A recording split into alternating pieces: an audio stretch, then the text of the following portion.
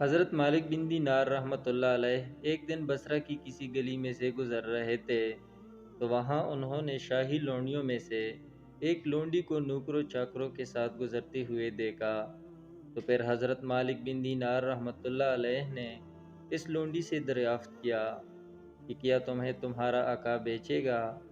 اس لونڈی نے ان کی طرف دیکھا اور پھر کہنے لگی کہ کیا کہا تم، ذرا پھر کہنا۔ حضرت مالک بن دینار رحمۃ اللہ علیہ نے فرمایا کہ کیا تمہیں تمہارا آقا مجھے بیچے گا؟ لونڈی کافی حیران ہو گئی اور پھر آپ رحمۃ اللہ علیہ سے کہنے لگی کہ اگر میرا آقا مجھے بیچنا چاہے تو کیا تم جیسا بندہ مجھے خرید سکتا ہے؟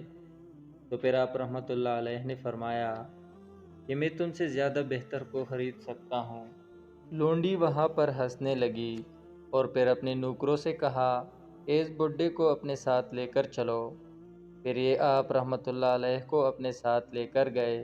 یہاں پر آ کر لونڈی نے اپنے آقا سے کہا کہ مجھے راستے میں ایک بوڑھا ملا ہے اور وہ کہتا ہے کہ کیا تمہارا آقا تجھے بیچے گا؟ تو میں اسے اپنے ساتھ لے آئی ہوں۔ اس کے آقا نے جیسی ہی یہ بات سنی تو یہ بھی ہنسنے لگا۔ آقا نے لڑکی سے پوچھا کہ وہ کہاں ہیں؟ اس نے بتایا کہ اسے میں اپنے ساتھ لے کر آئی ہوں اور وہ باہر ٹھہرا ہوا ہے۔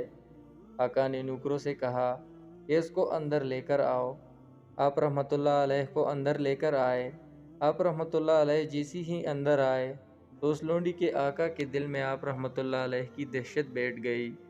آقا نے آپ رحمۃ اللہ علیہ سے پوچھا کہ بتاؤ تمہاری کیا حاجت ہے؟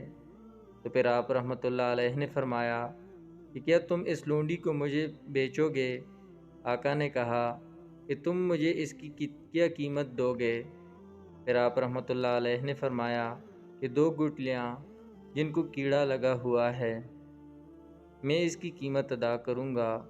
وہاں پر موجود سب لوگ ہنسنے لگے۔ پھر آقا نے آپ رحمۃ اللہ علیہ سے پوچھا آپ نے اس کی قیمت 2 گٹلیاں کیوں لگائی ہیں؟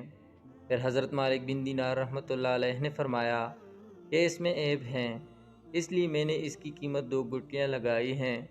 آقا نے پوچھا کیا آپ بتا سکتے ہیں کہ اس میں کیا عیب ہیں؟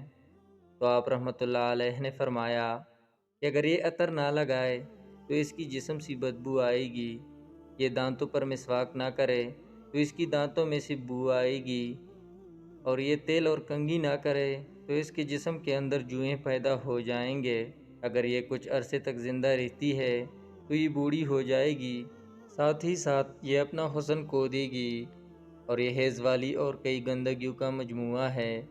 یہ تم سے محبت صرف اور صرف اپنے نفس کے لیے کرتی ہیں اور یہ تم کو طبی مجبوری کی بنا پر چاہتی ہیں۔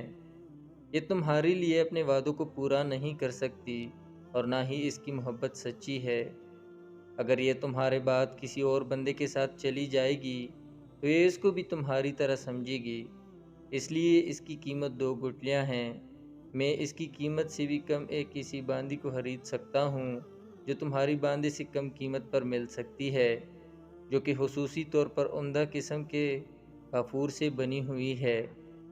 اگر وہ اپنا لب مبارک نمک کے اندر ملا دے تو وہ بھی میٹھا ہو جائے، اگر وہ اپنی آواز دے کر کسی مردے کو پکارے تو وہ بھی زندہ ہو جائے گا، اگر وہ اپنے ایک ہاتھ کی انگلی اٹھا کر سورج کو اشارہ کرے تو سورج کی روشنی بھی اس کے آگے مدھم پڑ جائے گی، اگر یہ رات کو ظاہر ہو جائے تو اس کی روشنی پھیلتی ہی جائے گی، اگر یہ اپنے پوشاک زیور سے آفاق کا سامنا کرے تو وہ بھی اس کی وجہ سے آراستہ نظر آئے گا۔ اس نے مشک اور زعفران کی باغیچوں سے جنم لیا ہے اور اس نے جنت کا پانی پیا ہے، جو کہ اس سے کبھی بھی وعدہ خلافی نہیں کرے گی اور اس کی محبت کسی اور کے لیے نہیں بدلتی۔ اب تم ہی بتاؤ کہ اگر ایسی عورت بہتر ہے یا تمہاری لونڈی بہتر ہے؟ آقا نے جواب دیا کہ جس کی تم نے کافی تعریفی کی ہیں، بلا شک یہ کافی زیادہ بڑی قیمت کی حقدار ہے۔ تو پھر حضرت مالک بن دینار رحمۃ اللہ علیہ نے فرمایا کہ ایسی لونڈی کی قیمت بھی موجود ہے اور اس کو مانگنا بھی آسان ہے۔ پھر آقا نے پوچھا کہ اللہ ہم سب پر رحم کرے، آپ ہمیں اس عورت کی قیمت بتا دیں۔ پھر آپ رحمۃ اللہ علیہ نے فرمایا کہ بڑا آسان ہے، تم رات کو اپنا ایک وقت اللہ تعالیٰ کے لیے نکال کر عبادت کرو اور اس کی عبادت کے اندر مشغول ہو جاؤ، اور اس وقت اندر اپنے رب کے لیے 2 رکعتیں پڑھ لیا کرو۔ جب تم کھانا کھانے بیٹھو تو اپنے کھانے میں سے غریبوں کو بھی یاد کیا کرو، تاکہ غریبوں کی بھی ضرورت پوری ہو سکے، اور اللہ کی مرضی کو اپنے اوپر مقدم رکھو۔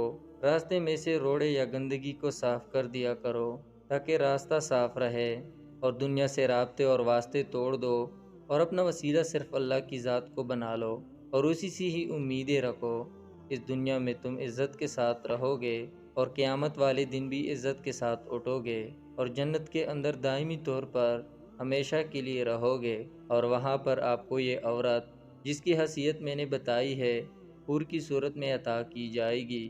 پھر آقا نے اپنی لونڈی سے کہا کہ تم نے سنا جو اس شیخ صاحب نے فرمایا ہے، کیا لگتا ہے یہ جھوٹ ہے یا سچ ہے؟ تو لونڈی نے کہا یہ بالکل سچ ہے۔ تو ان کے آقا نے لونڈی سے کہا کہ جاؤ، میں تمہیں آزاد کرتا ہوں، آج سے تم اپنی جیسی مرضی جینا چاہو جی سکتی ہو، اور فلاں فلاں جو میری جائیدادیں ہیں وہ میں نے تمہارے نام کر دی ہیں۔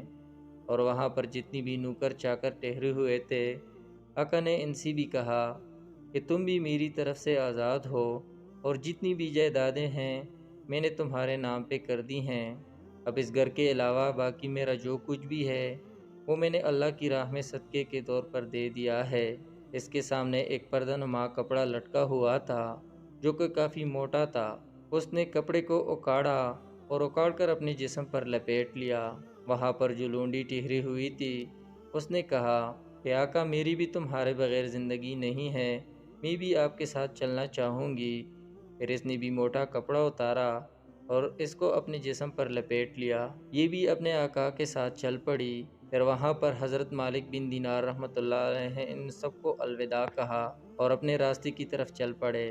لونڈی اور اس کا آقا کافی عرصے تک اکٹھے رہے، اللہ کی عبادت میں مصروف رہے، یہاں تک کہ کچھ عرصہ بعد ان کی موت واقع ہو گئی، اور یہ اسی حالت میں اس دنیا سے رخصت ہو گئے۔